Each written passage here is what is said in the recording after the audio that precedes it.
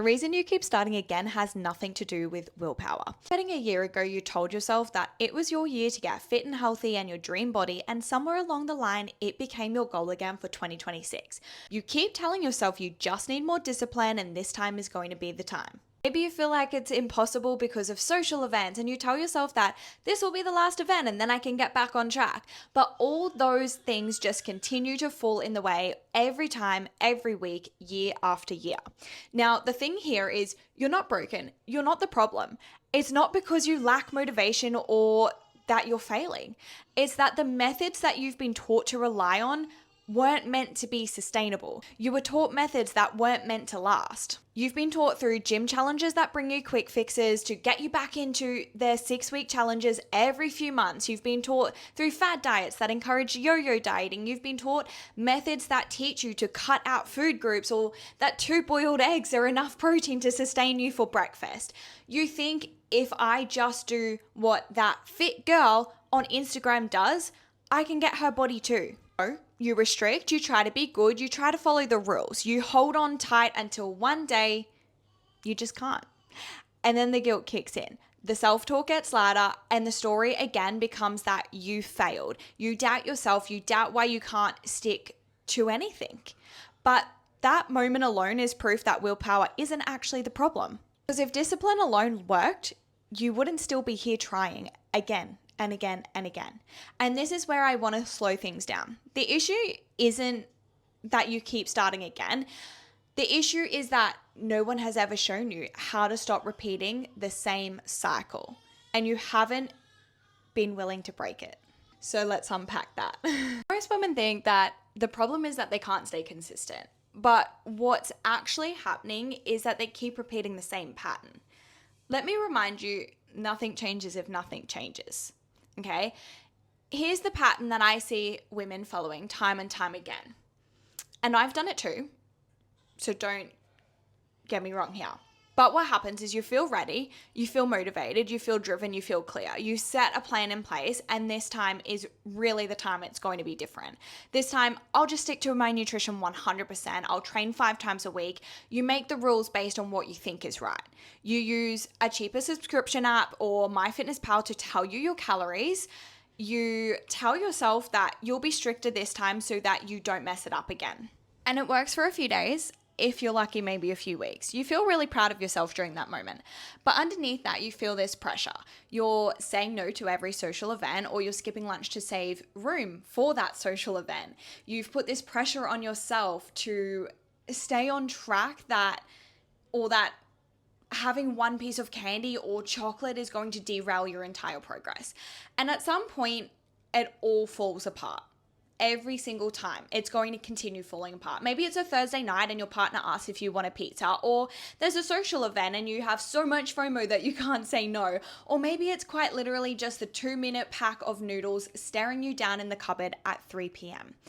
And you cave. You have one thing, you feel like you failed, and so you spiral out of control. You've probably already missed a workout this week and you were planning on catching that up, but now that you've spiraled with food too, you say you'll do better tomorrow. But now it's also Friday and we all know how that weekend's going to play out, right?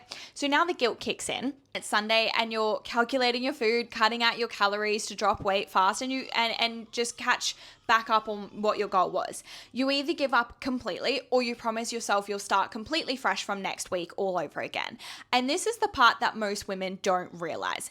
Every time you repeat this pattern, it's reinforcing the belief that you just can't trust yourself, right? Not because it's true, but because you've been taught to rely on extremes. You're either all in, all or nothing, perfect, or you failed.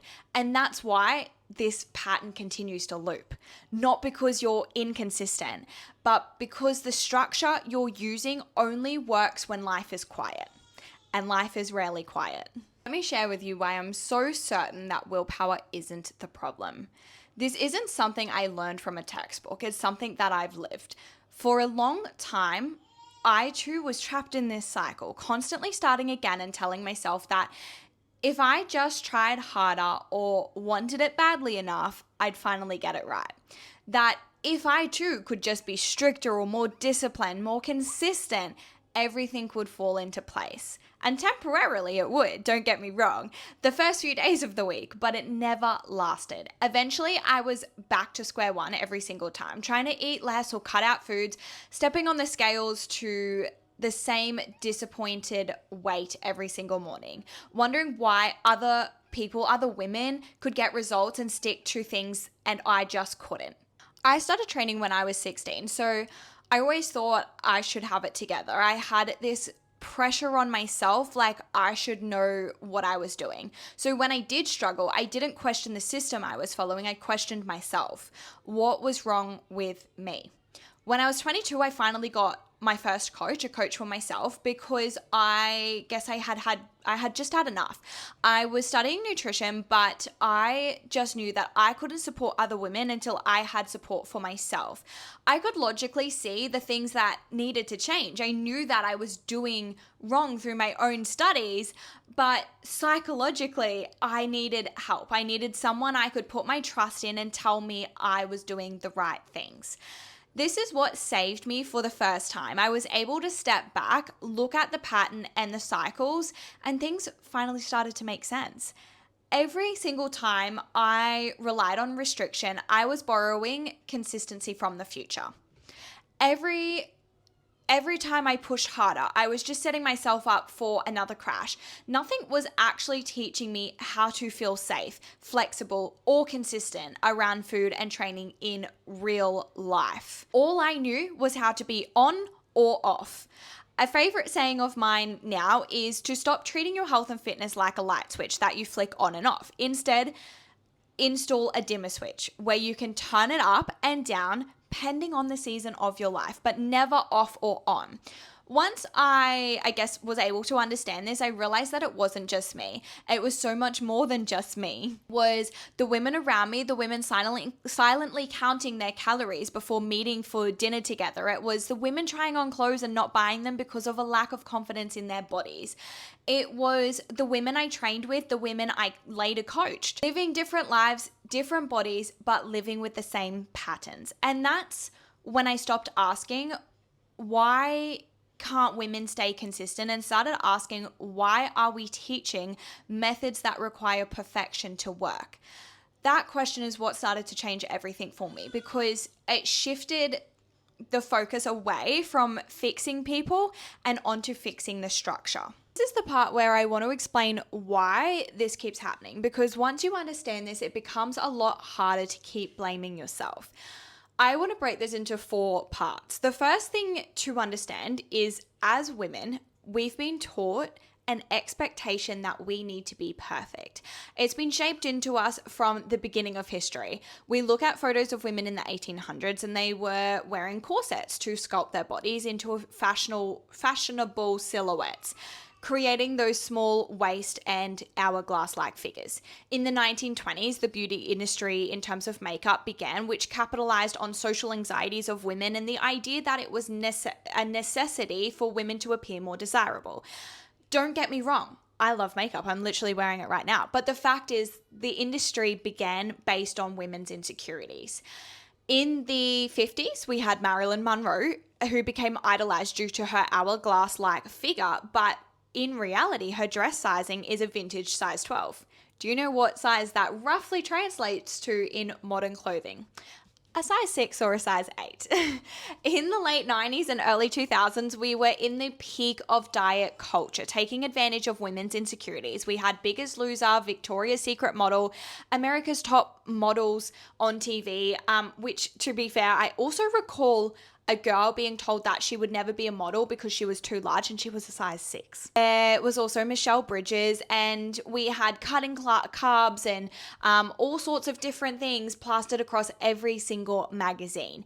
Every celeb had a story about how they got their body and how you can get a better body too. Point is, as women, we've been conditioned to believe that being perfect is the goal. And that plays across to our world in health and fitness as we know it today. We think we need to be all in. We need to be following our eating 100%. We need intense training and a perfect routine. And it's just not the reality. Most women are already running on empty. You're working, you're managing, life, carrying the mental load, dealing with stress, emotions, relationships. There's so many components. So when you expect willpower to carry you through a perfect routine in an imperfect world, it's just not realistic. The second thing you need to understand is what restriction actually does to the body. When you consistently undereat, and I can guarantee that you probably are, even if you think you're not, when you are skipping meals, cutting food groups, ignoring hunger, your body creates what's called metabolic adaptation. Now, your body's number one job is to keep you alive, not to lose weight. So when food becomes scarce, your body adapts. Now, don't get me wrong, there is a way to lose weight, but there's a way to do that sustainably. What most women tend to do though is they go into what they think should be their calorie deficit, which from what I see, generally most women are estimating between 12 and 1500 calories, which is just simply not enough food for an adult, even if you're in a deficit. And because of this, your body adapts to a lower amount of food for survival. All right, now, generally, you're not consuming enough between protein, carbs, and healthy fats, and all of these three nutrients are essential. Now, let me explain something though. We're going to go into a bit about carbohydrates specifically today. We have two types of carbs. We have complex and simple carbs. Complex carbohydrates are going to provide you sustainable energy throughout the day and continue to release that energy throughout the day. When you don't consume enough of these, your body begins looking for a quick fix. And that is where a lot of women have that 2 to 3 p.m. afternoon craving spike. Your body is looking for sugar, for junk, for processed food because it's looking for something to provide a quick burst of energy. Unfortunately, whilst you do get that quick fix of energy, you also likely get a crash 30 to 60 minutes later. And this is a huge part of your binge restrict cycle. Following that, you probably feel guilty that you caved into your cravings, which is where the binging and food noise begins to take over the rest of the day. You then restrict your calories to try to make it up for tomorrow, make a bunch of promises to yourself how you're going to have more discipline tomorrow, and so the cycle continues. Those cravings weren't actually a lack of willpower though. They were a lack of knowledge, a biological response to your restriction. Okay? The third piece of all of this is motivation. Motivation feels amazing at the start. It gives you momentum, it gives you hope. But motivation is an emotion, and emotions change. They drop when you're tired, when you're stressed, when life gets busy, when things don't go to plan. So if your entire structure relies on feeling motivated in order for it to work, the moment that feeling begins to fade, the whole structure is going to collapse. And the final piece to all of this that most women don't realize is that the body remembers. Every time you've dieted, restricted, and started again, you have lost trust in yourself time and time again. So when you tie all of this together, you've got a tired nervous system, a body built on restriction, emotional motivation, and a body that just doesn't trust itself. So of course, willpower isn't going to last. So how do we change all this? We want to build consistency because confidence actually comes after. And this is where most women get it backwards. We are taught to believe that confidence comes first. That once we feel confident, motivated, or comfortable in our bodies, that's when consistency will come. And I used to do this too. Once I get confident, that's when I'll go to the gym, or that's when I'll wear my bikini at the beach, right? But in my experience and through all of the clients that I've coached, it actually happens the other way around. Confidence comes from the journey of consistency. Confidence isn't built by hitting a goal weight. It isn't built by having a perfect week, and it isn't built by being disciplined for short stints of time. Confidence is built through self-trust. So how is self-trust built? It's built when you start doing the things you say that you will do. And again, this is why the restriction diets just don't work. You are basing a result on punishment, extremes, and fear.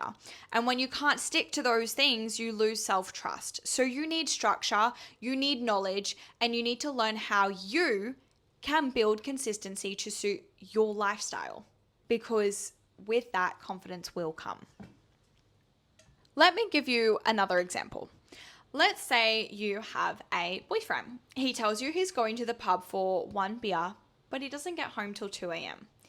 First few times that he does it, maybe it's okay. But how many times does he do that before him saying, I'm going to the pub for one beer, actually just becomes a trigger for you? Because you just know that that one beer means he won't be back until the morning. And the problem with that isn't even that he won't be home till the morning. It's that he can't be honest and just say that from the get-go, he won't be home till the morning. And that becomes infuriating because you no longer have trust in his words because his actions don't align. The same thing you do to yourself with food and gym without even realizing it.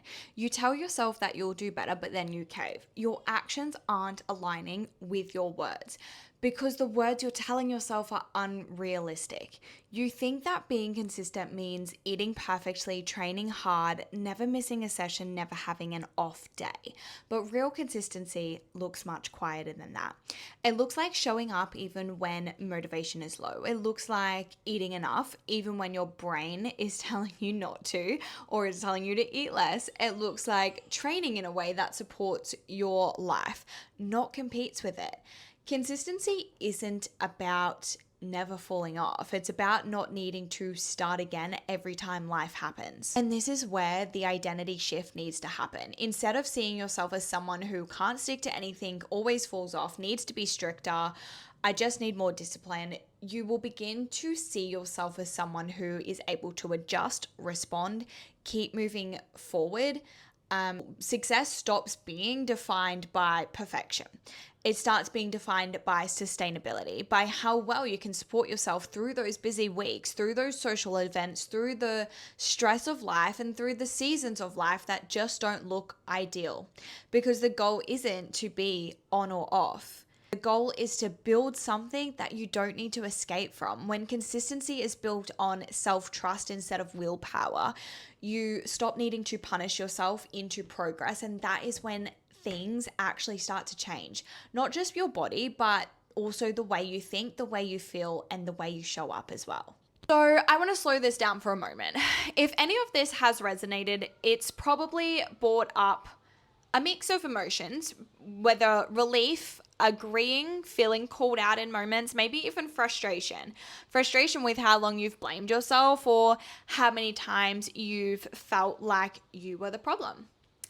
So I want to ask you something.